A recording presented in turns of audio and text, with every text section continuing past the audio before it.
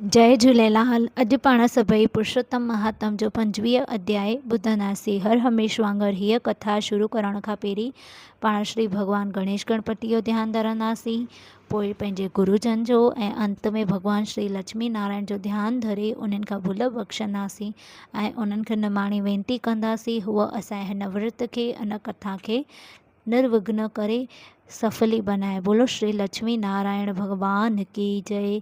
वक्रतुंड महाकाय सूर्यकोटि समप्रभ निर्विघ्नं कुरु मे देव सर्वकार्येषु सर्वदा। गुरु ब्रह्मा गुरु विष्णु गुरुदेवो महेश्वरा गुरु साक्षात् परं ब्रह्म तस्मै श्री गुरुदेव नमः। या देवी सर्वभूतेषु शक्तिरूपेण संस्थिता नमस्तस्यै नमस्तस्यै नमस्तस्यै नमो नमः। अध्याय 25। राजा दड़ धनवा एतिरी कथा ॿुधी वैराग में अची वियो ऐं राज जो कारोबार पंहिंजे पुट जे हवाले करे पाण स्त्रीअ समेत वन ॾे वञी भॻवान जो भॼन करणु लॻो। जॾहिं पुरुषोत्तम जो महीनो आयो तॾहिं इहो विर्त साधे अंत में गौ लोक में वञी प्राप्त थियो।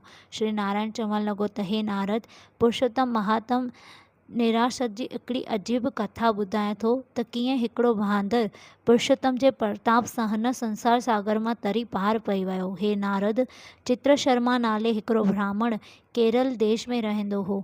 उहो ॾाढो लोभी ऐं कॾहिं बि पंहिंजी हयातीअ में शुभ कर्म अथवा दान पुण्य अथवा वर्त नेम कोन कयो हो।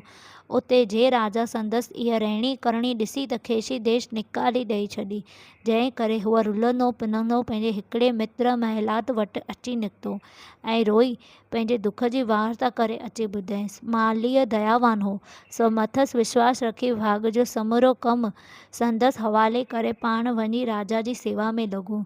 हेॾां हिन नीच ब्राह्मण छा कयो जो भाग जो समूरो कर्म ई लाहे छॾियो, ऐं छा कयईं जो भाग जा फल फुल पाण खाए छॾियईं ऐं बाक़ी जेके बचियसि से विकिणे पैसा पाण खे फबाए वियो।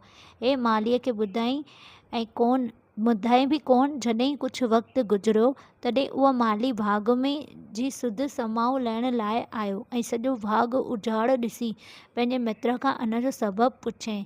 तंहिं ते ब्राह्मण कसम खणी चयसि त हाय तौबा, मां त बुखिया पनी पेट पालींदो आहियां, बाक़ी हिते पखी ॾाढा घणा आहिनि जिन समूरा फल खाई भाग ई उजाड़ करे रखिया आहिनि। होॾां ॾिस त मथ पखियुनि जो ढेर आहे। वीचारो माली मुअल पखियुनि जो ढेर ॾिसी वाइड़ो थी वियो ऐं कुझु ई कोन, ऐं वरी बि मथसि एतबार रखी कि भाग संदसि हवाले करे पाण मोटी राज दरबार में वियो। बोलो श्री लक्ष्मी नारायण भगवान की जय। इन खां अॻिते जी कथा पाण अध्याय 26 में ॿुधंदासीं। हर हमेश वांगुरु पाण श्री भॻवान लक्ष्मी नारायण जो ध्यानु धरे उन्हनि खां क्षमा प्रार्थना कंदासीं। हे भॻवान, हे परमपिता परमात्मा, हे पुरुषोत्तम भॻवान, असां सभिनि खां जेके बि भुल चुक थियूं आहिनि तव्हां उन्हनि खे बख़्शो।